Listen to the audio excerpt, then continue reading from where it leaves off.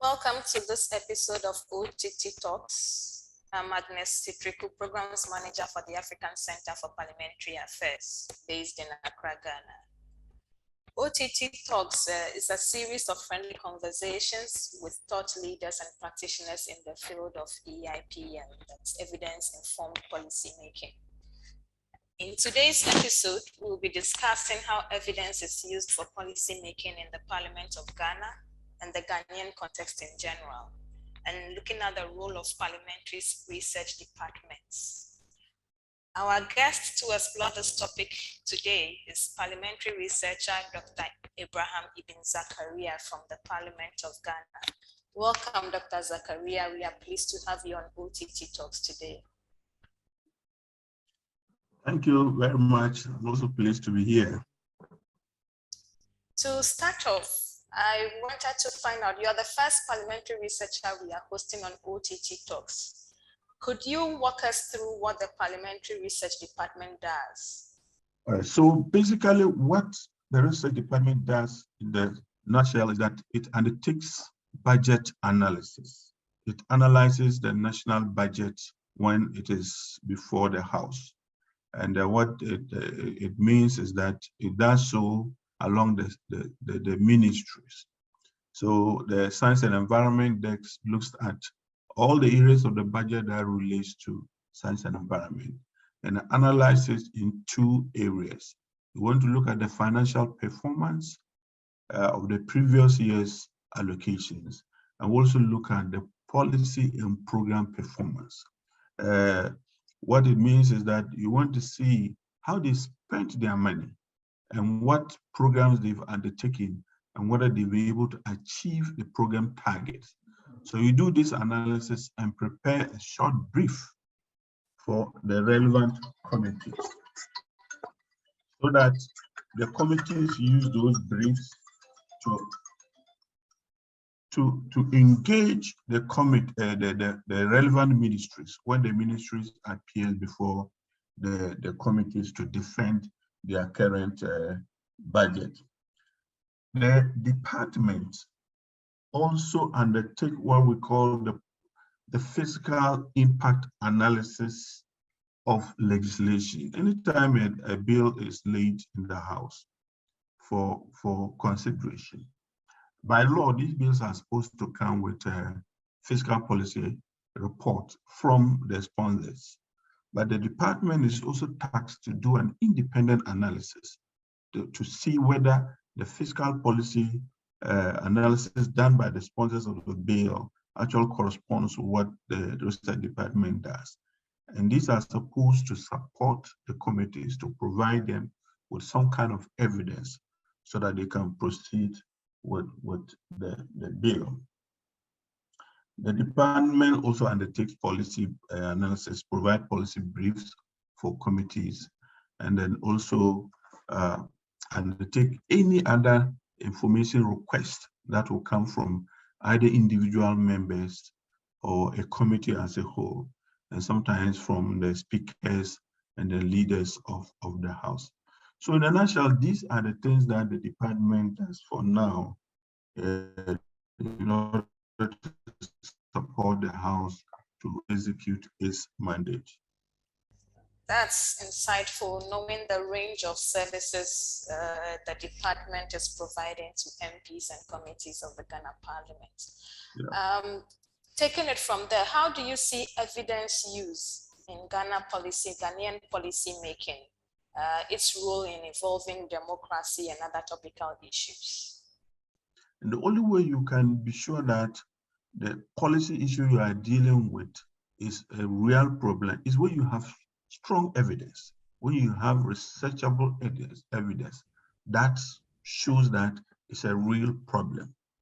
And so in the policy formulation stage, you must be convinced that there's a problem and that you require evidence to be able to do that. And likewise, in the implementation and evaluation stage, you still need evidence to convince yourself that you are on the right track. And so without evidence, you wouldn't be able to address the policy needs of the society. And therefore, your democracy probably will still be hanging. And so we say that evidence supports policymaking, leads to achieving the desired goals of any policy that you want to implement. But if you don't have the real evidence, and then you think that by implementing this policy, you are going to achieve B. If you have evidence, then of course you are not going to get that desired outcome. And so for me, I think that using evidence in policymaking underpins any successful or effective democracy, particularly in the developing countries. So within the context of the legislature, we can see interest, picking up as far as evidence is concerned. There are a number of policy proposals, legislations that really bring into the fore the push for the use of evidence in Ghana.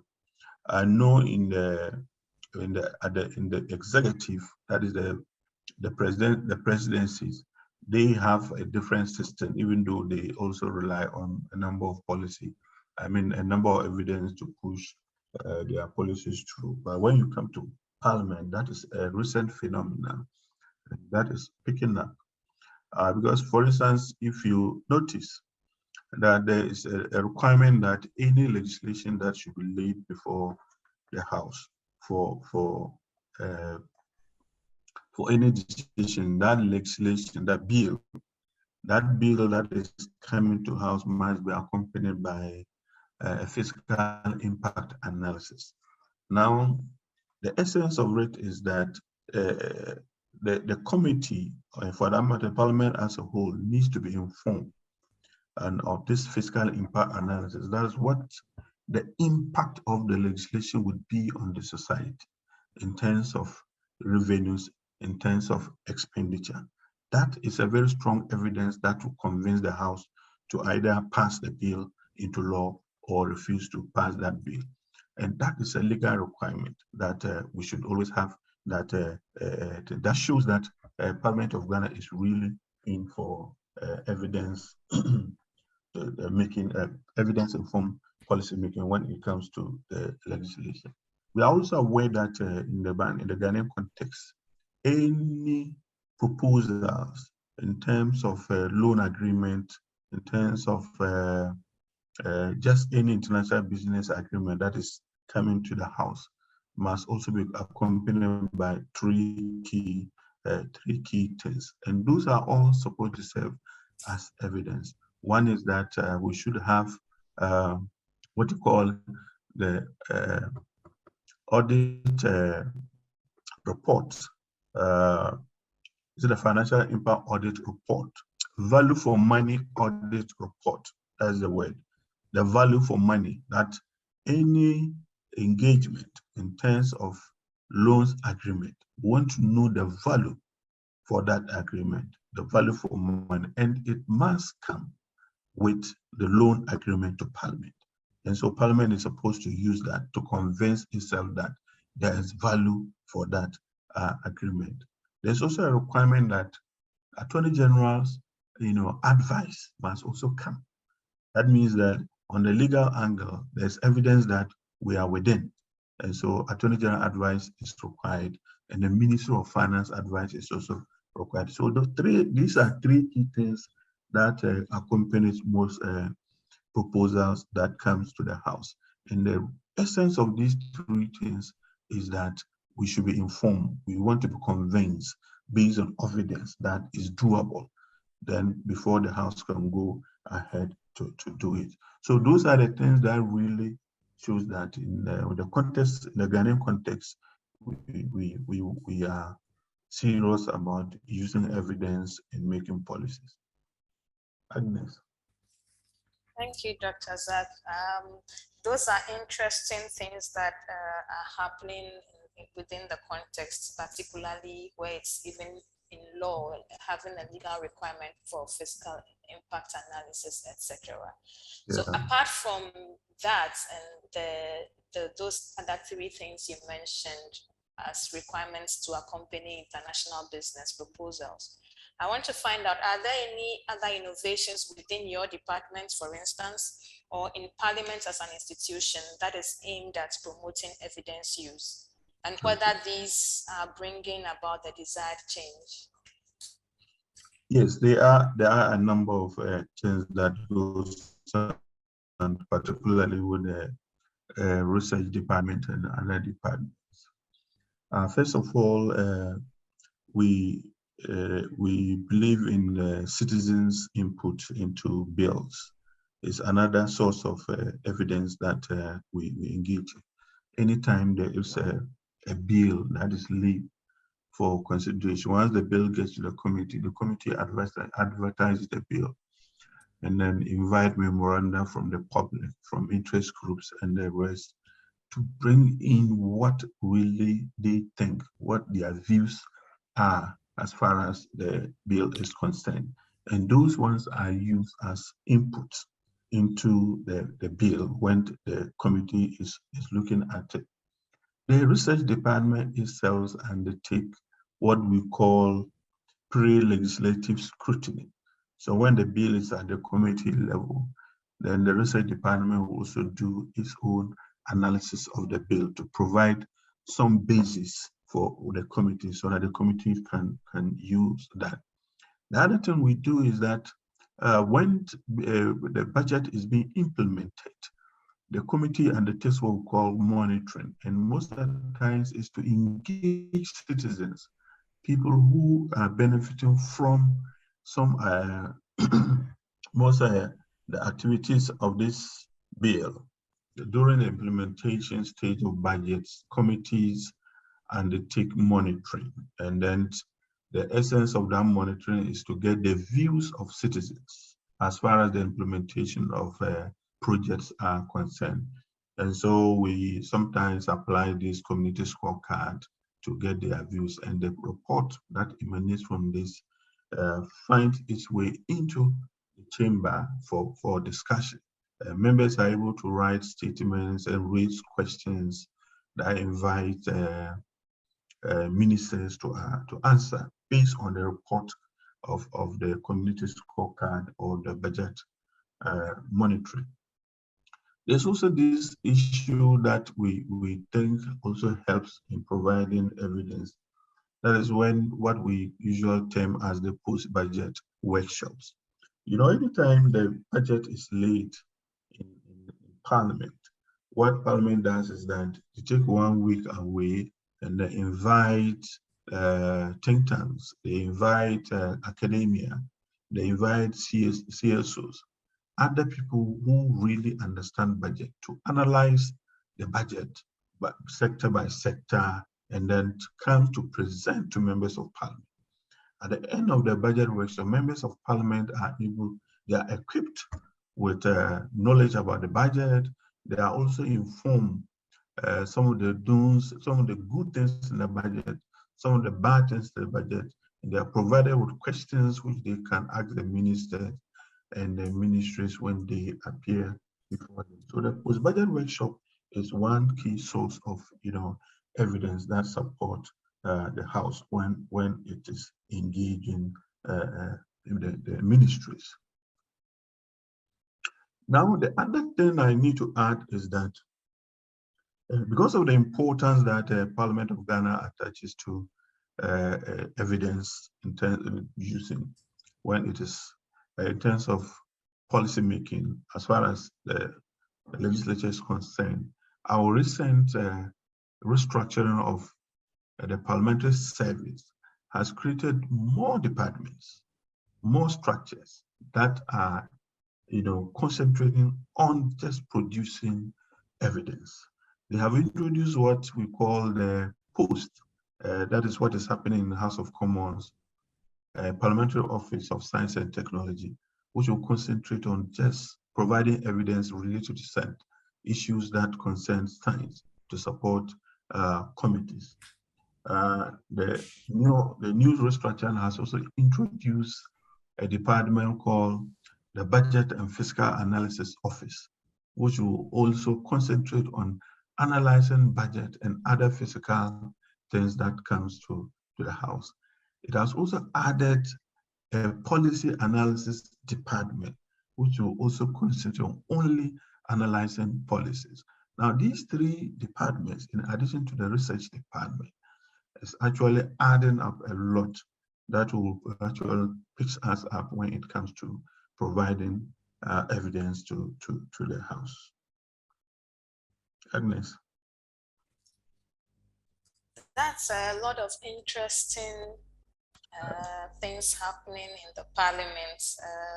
The introduction of posts after the UK model and the budget and fiscal analysis units. That seems like a great boost for evidence supply and hopefully uptake. I just wanted to touch quickly on some of the things you cited. For instance, the post-budget workshops and other sources of evidence that you've alluded to. How would you assess the impacts on the eventual budgets that are passed by the Ghanaian Parliament? Well, it's really, the impact is actually great, as particularly when it comes to debate. You know, there's a very good component or aspect of the budget process when it is laid in the House is debating the policy of the budget and sometimes the figures. And the challenge we usually have with members of Parliament is that a lot of them are not that technical to be able to understand this budget and be able to make their contribution or debate the policy. But what we now notice is that with the post-budget workshops, members of Parliament leave the workshop with informed mind. Some of them had their questions, some of them are able to even speak and debate based on the information that they got from the post-budget workshop. So, and they are able to contribute, and sometimes at the committee level, they are able to take on ministers on the way the budget is done, or some of the allocations, or some of their performance, particularly the previous year's budget, because all that is gotten from the post-budget workshop. Thank you. What advice would you give to any researchers who want to use their research to influence policy making in Ghana, either through the legislature or through the executive or any other policy making arena? Well, it's very simple. You see, there are so many ways. First, engaging the policymakers before embarking on the research is very important, because sometimes you don't know the evidence needs of the policymaker, and if you don't know and you undertake your research and you think they would use it, perhaps they will not use it. But if you engage them and then tailor your research to a particular to the calendar of the institution. For instance, if Parliament, there is a bill that is of interest to you, then you think that you can undertake some work, you can engage the committee and then provide them with the information. The second advice is that it's the language that we use in academia vis-a-vis the policymakers' language.